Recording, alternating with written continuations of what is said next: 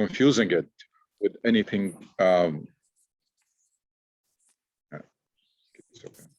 We're confusing it with anything, with any sacred text, and there should be no, we should not blurry the line between the Quran and Hadith. There is no, these are not same category or close to one another.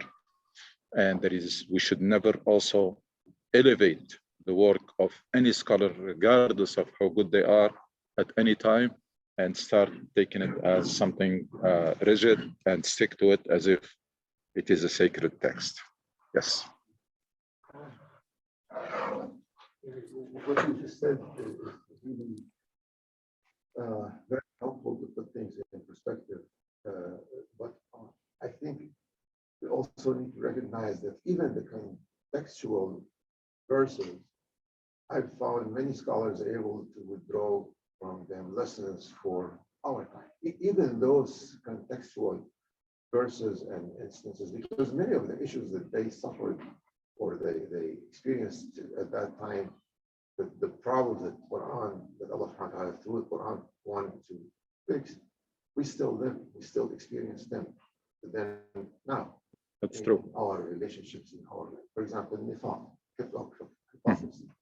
So I noticed that even those verses are helpful. I agree. Actually, the other thing that will confirm what you just said is that the guidance of the Quran is scattered everywhere. So even within those contextual verses, first of all, those contextual verses can be valid in no time if they happen to be in that context. So immediately they can be activated because the context is there. But as long as the context is there, has to be treated as something that is just simply contextual. But even that, because the guidance of the Quran and the reminder, especially about the relationship with Allah and the concept of Tawheed is scattered everywhere. So even within those contextual, we cannot say this passage or this whole chapter is just contextual, gonna put it, so there is no such thing. One, because that context can happen again. For example, give you an example, simple. All the verses about fighting are contextual, all of them, because fighting is not principle in Islam. It's not something that you have to do. You can be a very good Muslim and die as a very good Muslim and you never even thought about fighting. So fighting is not a principle. All of those verses are contextual, but let's say, of course, contextual now almost all over the world, because there are now constitution and there is a law and there are contracts that you sign by being a citizen and there is an international law. So all of this is gone. I mean, we're talking about, that's why I said it's very important to realize in what context this Quran was revealed. It was revealed in a place where there was no borders, there was no treaties, no international law, might makes right, tribes fighting each other all the time. If you don't expand, somebody else will expand at your expense. That's the situation. That's the context in which Quran was revealed. Now, let's say today, this country, another country, I said it's irrelevant everywhere, especially here. I mean, especially in Western countries where all the freedoms that you can ask for, they're guaranteed by the Constitution. That's it. That's all. That it ends there. Yeah. So the jihad becomes striving to uphold that Constitution, because that's the one that guarantees your freedom of the belief and conscience and the expression and organizing. So what do you want more? Yeah.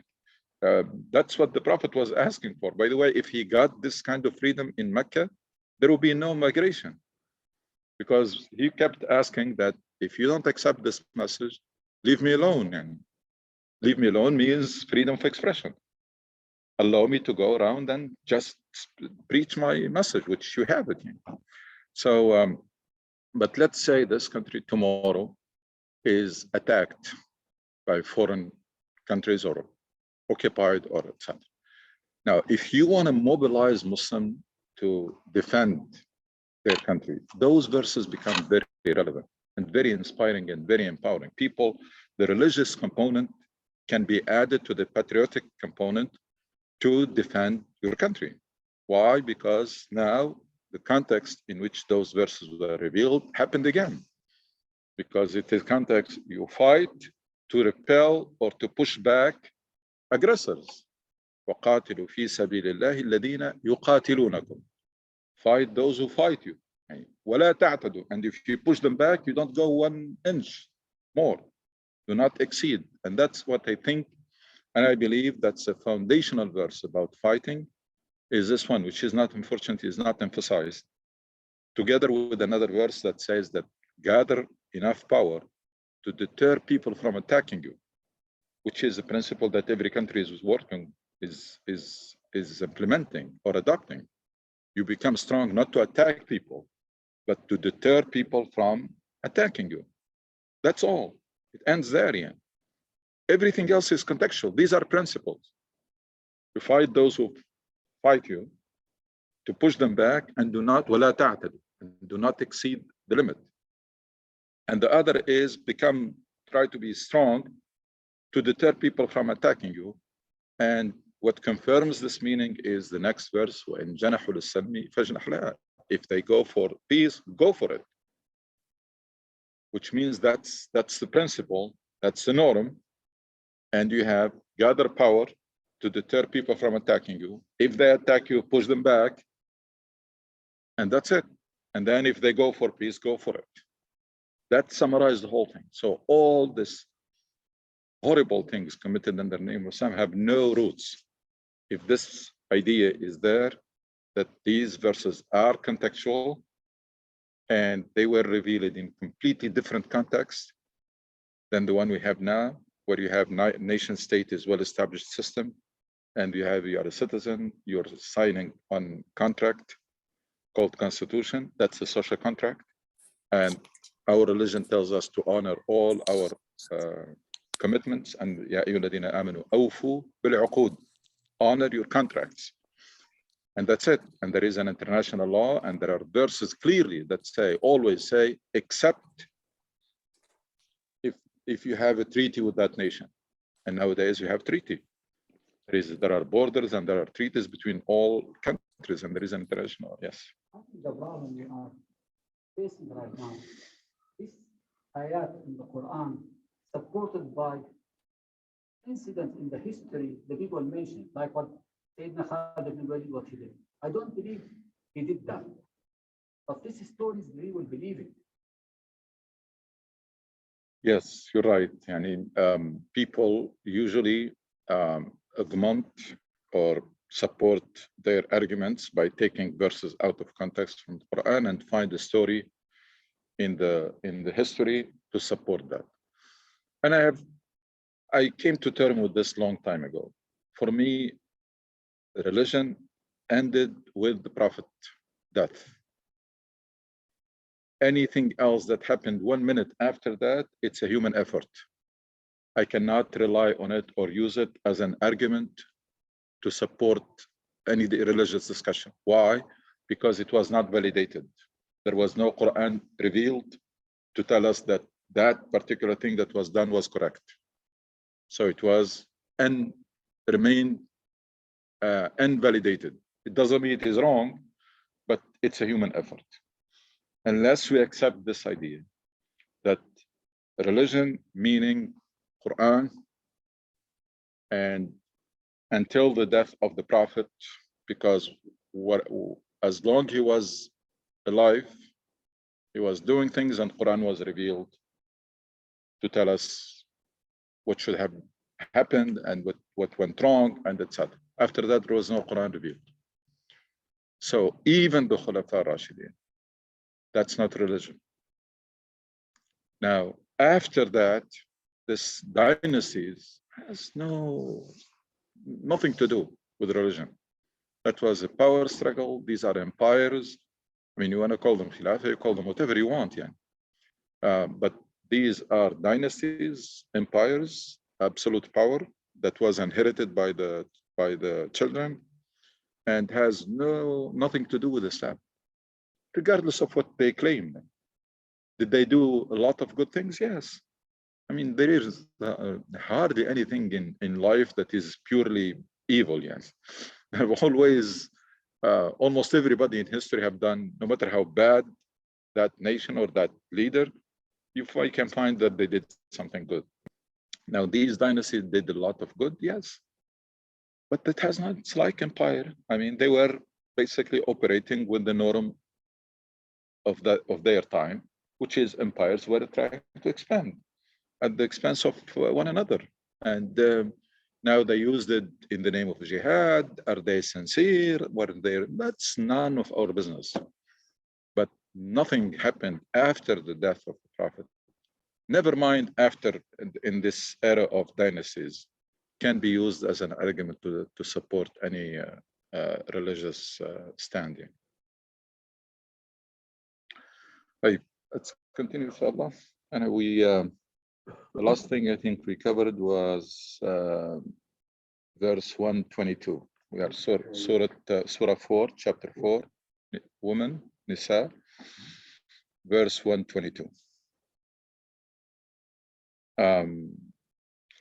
There was a lot of emphasis last time on the najwa, or the private talk, or the secret talk.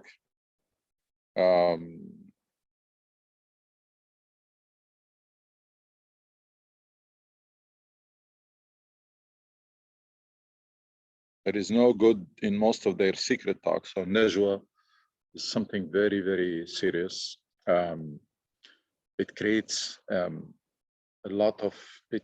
Basically, it charges the atmosphere, intoxicate or poison the atmosphere.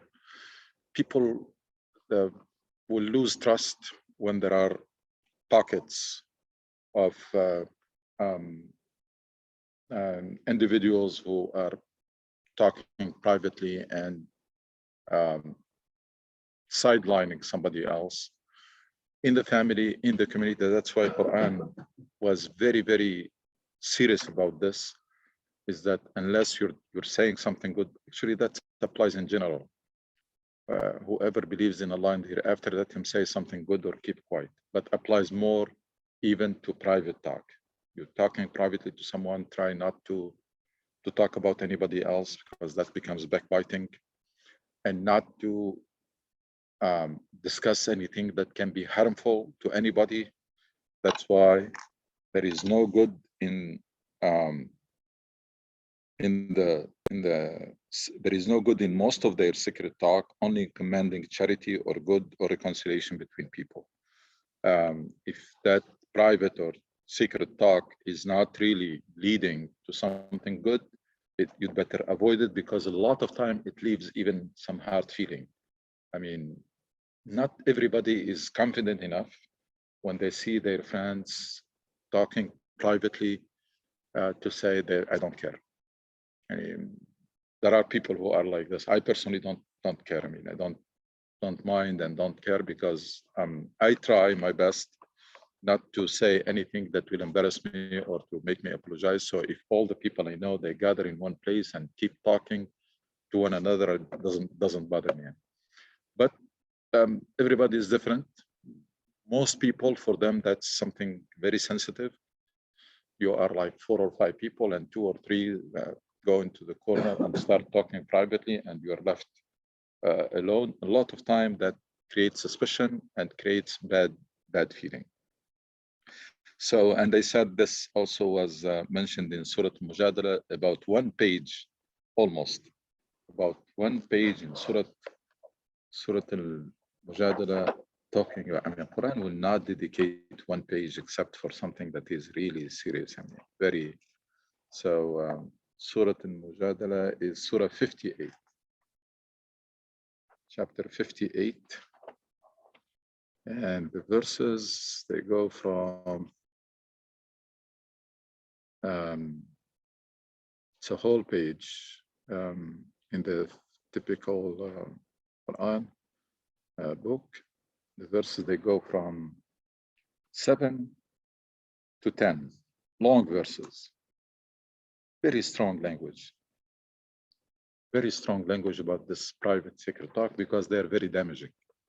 Of course, if you see it is bad, And then if you feel that it is happening, that people are doing this over the phone or social media, etc., and you are left alone, that really destroy, and probably one of the most effective way to destroy relationships when you're not sure about what people are doing in your back, when you're not there, what they're saying or what they're talking about. That's and then of course this passage was ended with the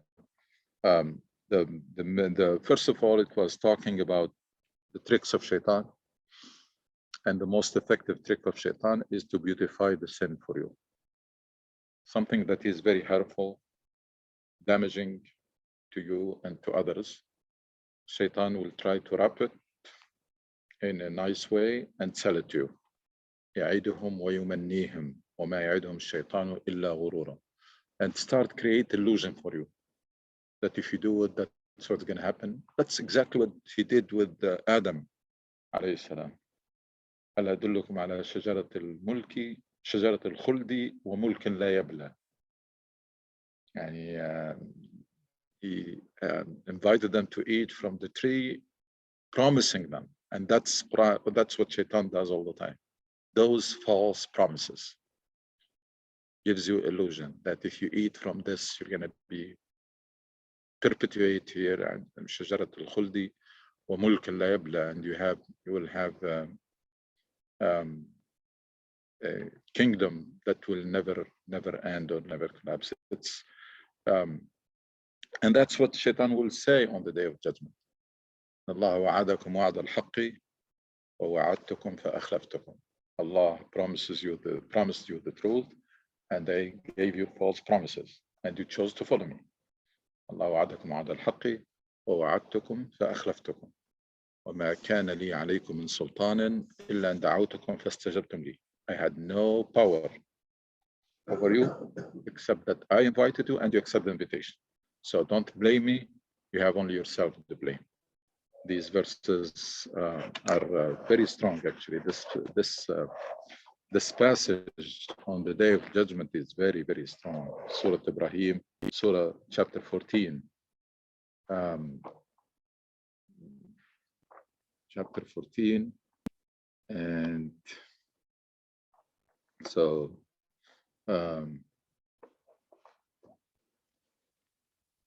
chapter 14, verse 22. وقال الشيطان لما قضي الأمر إن الله وعدكم وعد الحق ووعدتكم فأخلفتكم وما كان لي عليكم من سلطان إلا أن دعوتكم فاستجبتم لي فلا تلوموني ولوموا أنفسكم ما أنا بمصرخكم وما أنتم بمصرخي إني كفرت بما أشركتموني من قبل إن الظالمين لهم عذاب أليم. This can be a good khutbah, يعني. That what Shaitan is saying on the day of judgment can be really make a very good khutbah, yeah. So sermon. So at the end of the day, I cannot help you, you cannot help me. I rejected this message before you and you chose to follow me, so you just anyway, and ended with the statement that is repeated in Quran in many places without any redundancy, because it is always done in an eloquent way, which is to motivate us to do the right thing and to discourage us from doing the wrong thing, or empower us to restrain ourselves. أولئك مأواهم جهنم ولا يجدون عنها محيصا. So those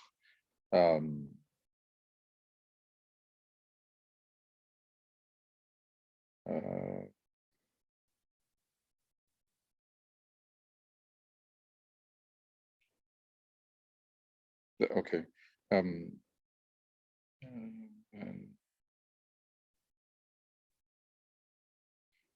Rich reward, yeah.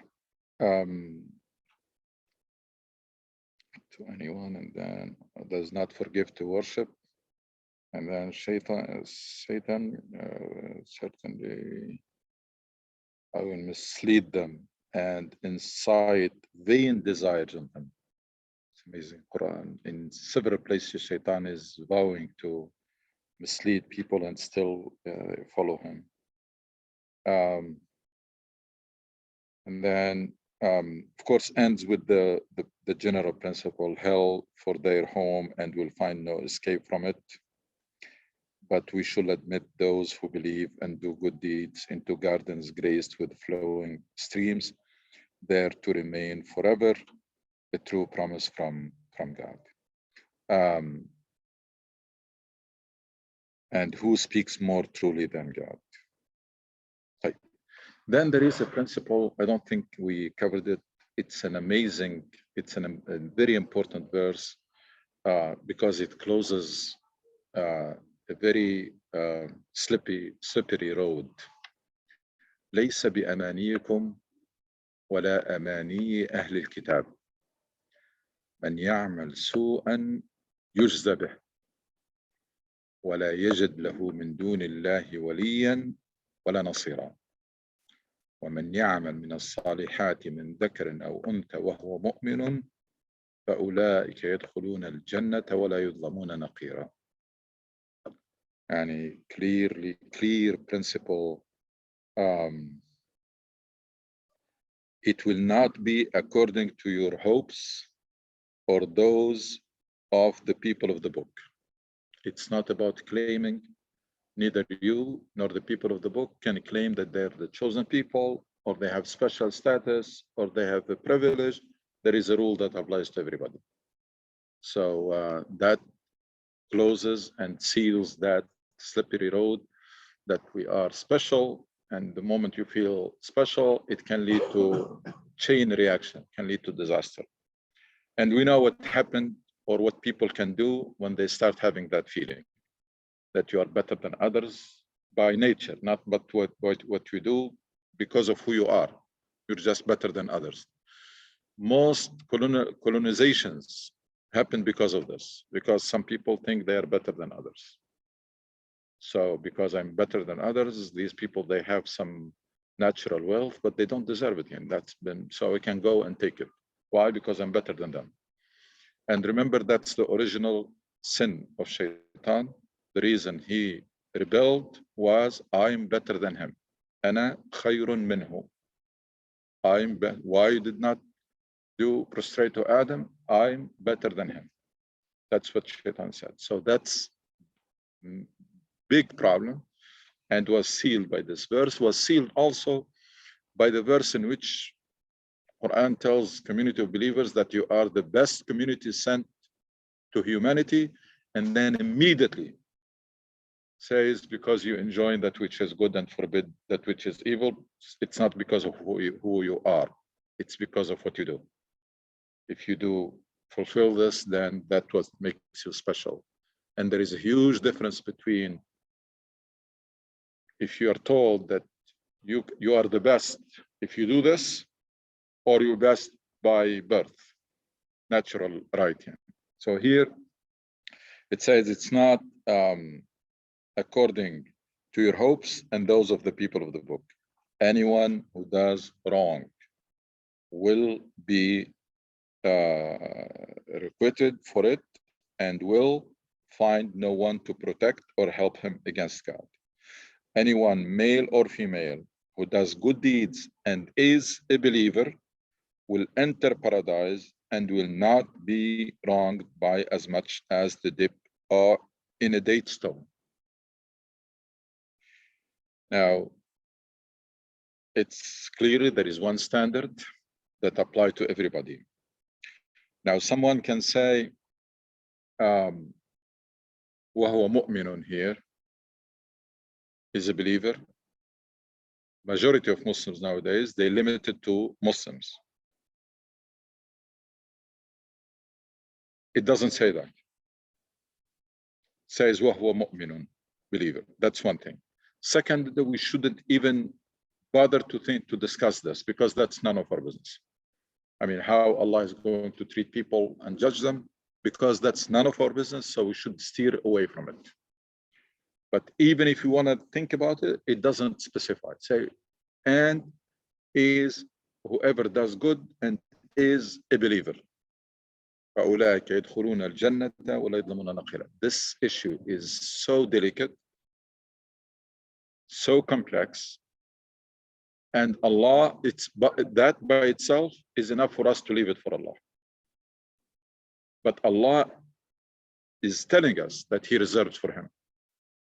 He reserved this task of judging people and hold them accountable for Him. So getting into the business of who's going to go to heaven and who's going to go to hell and etc., that's nonsense. That discussion is irrelevant. We shouldn't even get involved in it. And it wasted a lot of time of people. People have been writing books and making lectures and etc. about it. There is it's none of our business. What we should focus on is yourself. You do as much good as possible. You work on your faith. You develop yourself into a role model. You represent your faith and your community in the best possible way. And that's it. You maximize your positive impact on people and on the society in which you're living. You maximize your contribution to the greater good, and it ends there. Even when it comes, if the messenger, not us, messenger, Allah is telling him that إِنَّمَا عَلَيْكَ الْبَلَاغُ, that your job ends in delivering the message. So all the literatures, all the discussions about how Allah is going to judge people and who's going to go to heaven and who's going to go to hell is irrelevant.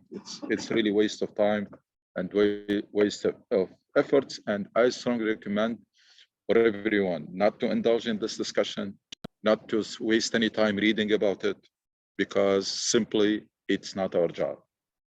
We have a much bigger job. Actually, we have a big job to fulfill. And this job, first of all, is not ours, and we're not equipped to do it. And we don't have the tools to do it. Or you have to get into the attention of people, and you have to, and there have no way. You have to be able to measure the piety of people, and you have no way to do that. So it's not our job, and we don't have the tools for it. On the other hand, we have a big job to fulfill that requires all your time and all your efforts that we are abandoning, we are neglecting.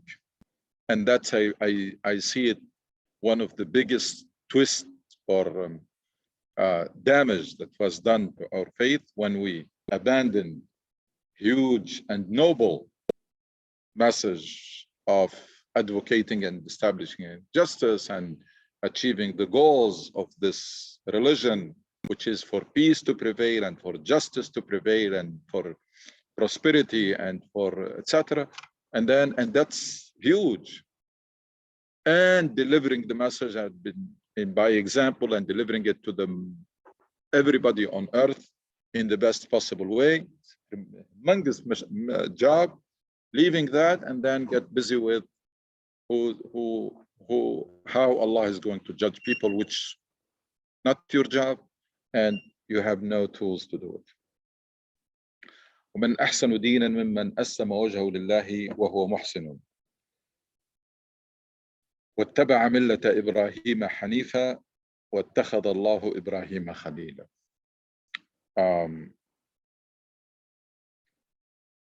Who could be better in religion than those who direct themselves wholly to Allah, do good, and follow the religion of Abraham, who was true in faith? Allah took Abraham as a friend. Two parts of this. Who is best in religion? من أسلم وجهه لله وهو محسن. SubhanAllah, it has both components of our religion, the one that is between you and Allah, and translates into muhsinun, which is direct himself wholly to Allah and do good. And that's exactly what our religion is about. It's about tazkiyah and islah. It's about working on your relationship with Allah and the direct worship and on yourself. And to reach the highest level of faith, the strongest relationship to Allah, the closest. You are in a competition and in a race. That's one. and then وهو محسن, and then doing good. And Quran, remember, our religion does not ask us to do some good, but to do all the good you can do. And that's another big misconceptions among Muslims. لا يكلف الله نفسا إلا وسعها. Allah does not ask you to do more than what you can do. Clearly, the verse is misunderstood, is taken by people as a license not to do anything or to do very little. لا يكلف الله, always you hear it. The meaning in this verse is that implicitly, Allah is asking you to do all you can, but nothing more. لا يكلف الله نفسا إلا وسعها, meaning nothing beyond your capacity. So nothing beyond your capacity means all you can. It's number of things we're missing. I mean, we have a misunderstanding about. This is one of them. The other is the fact that Allah is forgiving and merciful. Yes, but that's not a license to commit a sin. That's a door to repent. Allahu Akbar.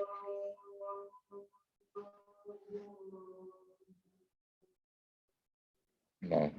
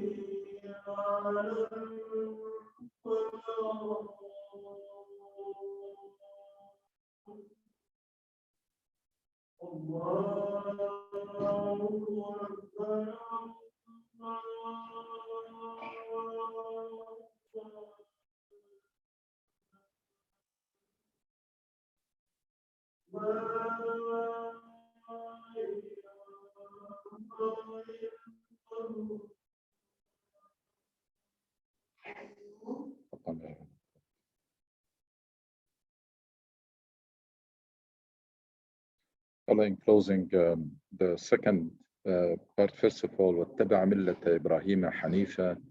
This, the religion of Abraham, and the word Hanifa reminds us of the fact that our religion is so pure and so simple. Now we complicated it. اتَّبَعَ مِلَّةَ إِبْرَاهِيمَ حَنِيفًا, and then the other part, Allah took Ibrahim as close friend. وَاتَّخَذَ اللَّهُ إِبْرَاهِيمَ خَلِيلًا. This is, for any true believer, that's a very strong statement, because that should lead you to ask, what did he do so that Allah took him as a close friend? اتَّخَذَ اللَّهُ إِبْرَاهِيمَ خَلِيلًا. And then this passage was concluded by very strong Tawheed statement, or oneness of Allah, that everything belongs to Allah, and Allah, it is God that, to God that everything in the heavens and earth belong. God is fully aware of all things. وَكَانَ اللَّهُ بِكُلِّ شَيْءٍ مُحِيطًا. these Tawheed verses are always to tell us that that's the foundation of everything else. Everything that you're asked to do or to restrain yourself from it, that's the basis of it. سبحانك اللهم وبحمدك أشهد أن لا إله إلا أنت أستغفرك وأتوب إليك.